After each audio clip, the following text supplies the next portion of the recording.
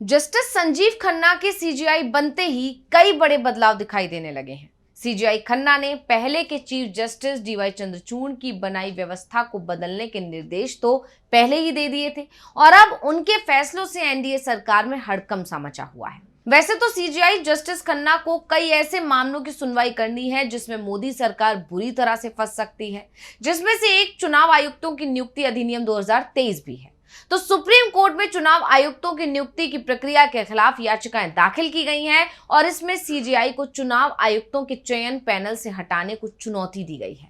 संजीव खन्ना के सीजीआई बनते ही दूसरे कई मामलों में भी तेजी से फैसले आ रहे हैं और इस बीच सुप्रीम कोर्ट में जस्टिस सूर्यकांत और जस्टिस उज्जवल भुइयां की पीठ ने एक बड़ा आदेश दिया है, जिससे महाराष्ट्र चुनाव में एनडीए बुरी तरह से फंसता हुआ दिखाई दे रहा है। तो क्या है सुप्रीम कोर्ट का आदेश, आज हम अपनी स्पेशल रिपोर्ट में इसी पर करेंगे बात। नमस्कार, मैं हूं अंशिता। महाराष्ट्र में विधानसभा चुनाव में इस बार एनडीए पहले से ही मुश्किल में दिखाई दे रहा है। कानूनी लड़ाई हो या फिर राजनीतिक लड़ाई, इंडिया गठबंधन बीजेपी और उनके सहयोगी दलों पर भारी पड़ता दिखाई दे रहा है। एक तरफ एकनाथ शिंदे हैं जो अपने बैनर पोस्टरों पर बाला साहेब ठाकरे की तस्वीरें लगा रहे हैं, जिसे उद्धव ठाकरे चुनौती दे रहे हैं। उद्धव साफ साफ ऐलान कर चुके हैं कि शिंदे को अपने पिता की तस्वीर लगानी चाहिए, मेरे पिता की नहीं। तो दूसरी तरफ अजीत पवार की एनसीपी की तरफ से भी शरद पवार की तस्वीरें उनके रोकने के बावजूद इस्तेमाल की जा रही हैं और ये मामला भी अब सुप्रीम कोर्ट पहुंच गया है और सुप्रीम कोर्ट ने अजीत पवार को सख्त नसीहत दे दी है। कोर्ट ने कहा कि अजीत पवार की पार्टी को महाराष्ट्र विधानसभा चुनावों के लिए अपने प्रचार सामग्री में शरद पवार की तस्वीरों या वीडियो का इस्तेमाल करने की अनुमति नहीं दी जा सकती। अजीत पवार गुट को अपने दम पर चुनाव लड़ना चाहिए। साथ ही उम्मीदवारों और पदाधिकारियों के बीच एक इलेक्ट्रॉनिक सर्कुलर जारी करना चाहिए कि वो शरद पवार की वीडियो क्लिप या तस्वीर का इस्तेमाल ना करें। एनसीपी का अजीत गुट अपनी पहचान को एक अलग और विशिष्ट राजनीतिक दल के रूप में सीमित रखें। तो जस्टिस सूर्यकांत ने अजीत पवार गुट की पैरवी कर रहे वकील बलवीर सिंह से कहा कि उन्हें अपने प्रचार में शरद पवार की तस्वीरों या वीडियो का इस्तेमाल नहीं करना चाहिए, जिनके साथ अब आपके वैचारिक मतभेद हैं और आप उनके खिलाफ लड़ रहे हैं। आपको निश्चित रूप से इसका इस्तेमाल नहीं करना चाहिए और अपने दम पर लड़ने की कोशिश करनी चाहिए। लोगों के बीच आपका जो भी समर्थन है। जब सुप्रीम कोर्ट ने अजीत पवार को लेकर सख्त टिप्पणी कर रहा था तो अजीत गुट के वकील ने दावा किया कि जो सबूत शरद पवार की तरफ से कोर्ट में पेश किए गए हैं, अजीत गुट उनका इस्तेमाल नहीं कर रहा है। जिसके जवाब में अभिषेक मनु सिंघवी, जो शरद पवार की तरफ से पेश हुए थे, उन्होंने ये भी कहा कि जो भी सबूत हमारी तरफ से कोर्ट में पेश किए गए हैं वो अजीत पवार की एनसीपी के आधिकारिक सोशल मीडिया हैंडल से ही लिए गए हैं, जिसमें केवल शरद पवार ही दिखाई दे रहे हैं। और इसे लेकर जस्टिस सूर्यकांत ने कहा कि लोगों ने पहले भी जवाब दिया है, वो बहुत बुद्धिमान है, वो बहुत समझदार हैं, उन्हें पता है कि कहां वोट देना है और कहां नहीं। हमें उनकी समझदारी पर कोई संदेह नहीं है, ये पहचानने में कि अजीत पवार कैसे हैं और शरद पवार कौन है। केवल बात यह है कि कभी कभी वीडियो क्लिप मतदाताओं को प्रभावित कर सकती हैं या नहीं भी कर सकती हैं, लेकिन न्यायालय का एक आदेश है जिसका ईमानदारी से सम्मान किया जाना चाहिए और उसका पालन किया जाना चाहिए।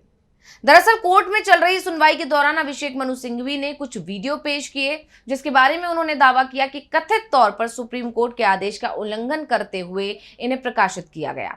पीठ को बताया गया कि एनसीपी अजीत पवार के अमोल मिटकरी ने केवल शरद पवार को दिखाते हुए तस्वीरें प्रकाशित की थी और यह तर्क दिया गया कि अजीत पवार गुट शरद पवार की प्रतिष्ठा का दुरुपयोग करने की कोशिश कर रहा है। सिंघवी की दलील पर अजीत गुट ने कहा कि ये सभी दस्तावेज फर्जी हैं, तो सिंघवी ने इस पर कहा कि ये अमोल मितकारी के ऑफिशियल हैंडल से पोस्ट किए गए हैं। इसी पर जस्टिस सूर्यकांत ने सिंघवी से सवाल कर दिया कि क्या आपको लगता है कि महाराष्ट्र की जनता आपके विवाद के बारे में नहीं जानती है? क्या महाराष्ट्र की जनता को ये पता नहीं है कि अजीत पवार कौन है और शरद पवार कौन है? क्या दोनों के बीच जो विवाद चल रहा है उसके बारे में लोग नहीं जानते हैं? क्या आपको लगता है कि ग्रामीण इलाकों के लोग सोशल मीडिया पोस्ट से प्रभावित हो जाएंगे? और इस पर सिंघवी ने आगे कहा, ये नया भारत है। जो भी कुछ हम यहाँ दिल्ली में देखते हैं उसका ज्यादातर हिस्सा ग्रामीण भारत देख चुका होता है। अगर सुप्रीम कोर्ट कोई निर्देश देता है तो दूसरा पक्ष उसका पालन करने के लिए बाध्य है। अजीत पवार गुट ऐसा पेश कर रहा है जैसे शरद पवार और अजीत के बीच अभी भी जुड़ाव है, इसलिए अजीत पवार को वोट कीजिए। ये वोट अविभाजित पवार फैमिली के लिए होगा। यहाँ बताना जरूरी है कि 36 सीटों पर अजीत पवार और शरद पवार गुट के बीच सीधा मुकाबला है। अब सिंघवी की दलील पर जस्टिस सूर्यकांत ने एनसीपी अजीत पवार से ये कहा कि ये पुराना वीडियो हो या ना हो, लेकिन मिस्टर अजीत पवार, आप दोनों के बीच विचारधारा का अंतर है। आप सीधा शरद पवार के खिलाफ लड़ रहे हैं। आपको अपने पैरों पर खड़ा होना चाहिए। अजीत गुट को अगर शरद गुट के आरोपों में कुछ भी गलत लगता है तो वो जांच करें और सही तथ्य रखें। इसके साथ ही उम्मीदवारों और पदाधिकारियों के बीच कुछ इलेक्ट्रॉनिक सर्कुलर जारी करें कि वो शरद पवार के वीडियो क्लिप या फोटो का उपयोग ना करें। सुनवाई के दौरान जस्टिस कांत ने यह भी कहा, आज एआई का युग है, जिस कारण कुछ ऐसे उदाहरण हैं जो आंखें खोलने वाले हैं और हमें बहुत सावधान रहना होगा। जस्टिस कांत ने उदाहरण देते हुए कहा कि तमिलनाडु में कुछ राजनीतिक हस्तियां जो अब नहीं रहे, उनकी आवाज में उनकी बेटी का भाषण जारी किया गया और उनकी बेटी भी अब नहीं रही। ऐसे में बेहद संभल कर हर चीज जांच करने की जरूरत है। कोर्ट ने यह भी कहा कि इसके साथ ही कोर्ट ने मामले की सुनवाई 1 सप्ताह के लिए टाल दी। तो सुप्रीम कोर्ट के फैसले के बाद अजीत पवार और पूरे एनडीए की मुश्किल बढ़ती हुई दिखाई दे रही है, क्योंकि महाराष्ट्र में इस बार बेहद कांटे का मुकाबला माना जा रहा है और इस कांटे की लड़ाई में महाविकास अघाड़ी को आगे बताया जा रहा है। ऐसे में चुनावों के बीच सुप्रीम कोर्ट के सख्त तेवरों ने एनडीए को मुश्किल में फंसा दिया है। अजीत पवार तो पहले से ही शरद पवार की लोकप्रियता के चलते डरे हुए दिख रहे हैं और इसीलिए उन्होंने बीजेपी के बड़े नेताओं, जिसमें पीएम मोदी, अमित शाह, जेपी नड्डा और योगी आदित्यनाथ का नाम भी शामिल है, उन सभी बड़े नेताओं को एनसीपी उम्मीदवारों की सीट पर प्रचार करने से रोक दिया है, क्योंकि अजीत को यह डर लग रहा है कि ये नेता अगर प्रचार के लिए आएंगे तो वो शरद पवार को ही निशाने पर ले लेंगे और शरद पवार पर अगर हमला किया तो एनसीपी का जो मतदाता इस कारण से कि पवार फैमिली एक है और वो घड़ी जो शरद पवार की पार्टी का चुनाव चिन्ह 35 साल तक रही है, उसे वोट कर सकते हैं और ये मुश्किल हो जाएगा। लेकिन अब कोर्ट के फैसले ने अजीत पवार की मुश्किल बढ़ा दी है और अगर अजीत मुश्किल में है तो साफ है पूरा का पूरा एनडीए ही मुश्किल में है।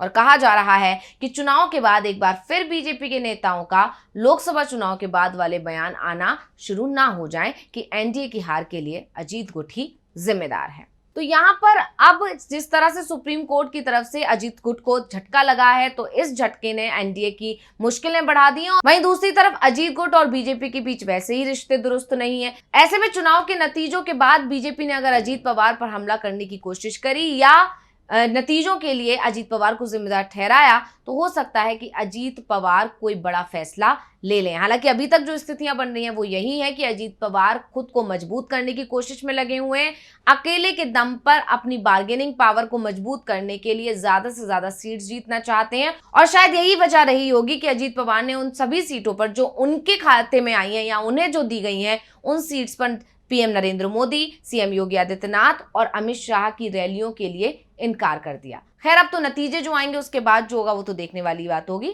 फिलहाल के लिए मुझे दीजिए इजाजत। देखते रहे डीवी लाइव। नमस्कार।